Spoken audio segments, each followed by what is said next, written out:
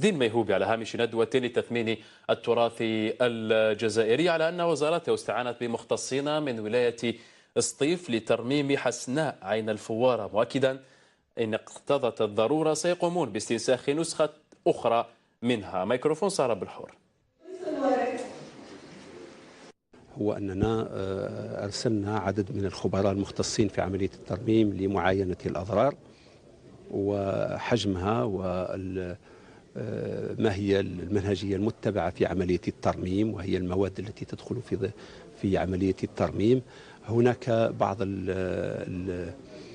في سطيف بعض المهتمين بهذا الشأن، لأنهم ساعدوا في ترميم المعلم في عام 97، وهم يحتفظون أيضا حتى موجودة، يعني الحمد لله أنه شيء عمل كبير تم عام 97 احتياطا. يعني إذا كانت هناك ضرورة يمكن يعني استنساخ نسخة أخرى لعين الفوارة لهذا، لكن احنا الهدف هو الحفاظ عليها كما كانت. حمايه درك ما نقدرش نتكلموا على حمايه، خاطرش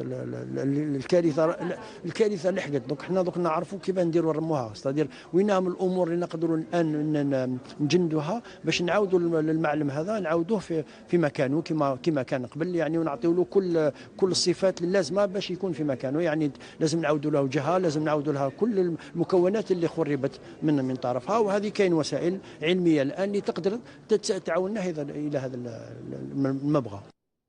كشف محافظ المهرجان الدولي للموسيقى الأندلسية والموسيقى العتيقة عيسى رحماوي في ندوة صحفية